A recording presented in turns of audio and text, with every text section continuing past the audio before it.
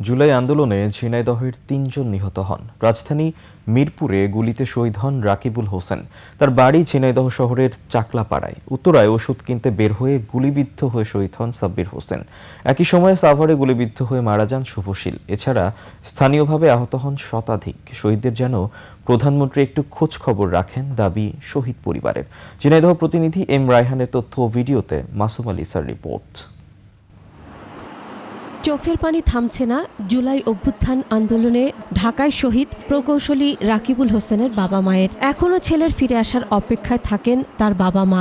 দিনরাত খুঁজে বেড়ান ছেলের স্মৃতি। অনেকগুলো ছেলের, সব ছেলেরাই ভালো থাকবে। ঢাকার একটি বেসরকারি কোম্পানির সহকারী প্রকৌশলী ছিলেন রাকিবুল হোসেন। বৈষম্য বিরোধী আন্দোলনের সময় ১৯ জুলাই মিরপুর ৬ নম্বর এলাকায় বন্ধু পিয়াসের বাসায় বেড়াতে যান তিনি। রাত ৮:৩০টার দিকে মোবাইল ফোনে মায়ের সাথে কথা শেষে রাস্তায় নেমে এক নারীকে বাঁচাতে গিয়ে গুলিবিদ্ধ হন। তাকে মিরপুর আজমল হাসপাতালে নিয়ে গেলে চিকিৎসক মৃত ঘোষণা করেন। ছেলের বন্ধুর মাধ্যমে মৃত্যুর খবর পান বাবা মা। পরদিন রাকিবুলের মরদেহ দাফন করা হয় গ্রামের বাড়ি হরিণাকুণ্ডু উপজেলার বাসুদেবপুর গ্রামের পারিবারিক কবরস্থানে। যাদের কারণে আজকের এই বাংলাদেশ, সেই শহীদদের পরিবারের যেন দেশের প্রধানমন্ত্রী একটু খোঁজ খবর রাখেন, দাবি শহীদ রাকিবের বাবা মায়ের।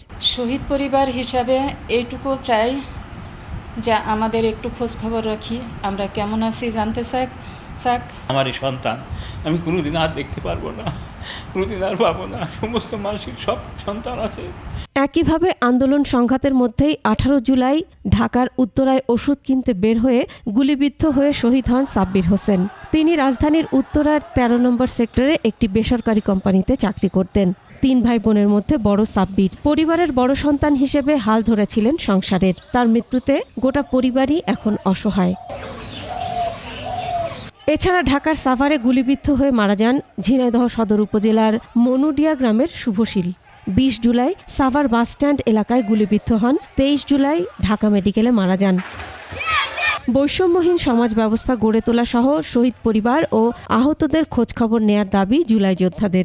বাজেট বড় হচ্ছে কিন্তু শিক্ষা স্বাস্থ্য কোনো খাতেই উন্নয়ন হচ্ছে না, এবং বরং আরও আগেও যেমন ছিল তেমনই চলছে। আমাদের সরকার পরিবর্তন হচ্ছে কিন্তু ব্যবস্থার পরিবর্তন হচ্ছে না। এই শহীদ পরিবারের খোঁজখবর রাখা, পাশাপাশি এই শহীদ পরিবারের স্বজনদের ভিতর থেকে সরকারের বিভিন্ন সেক্টরে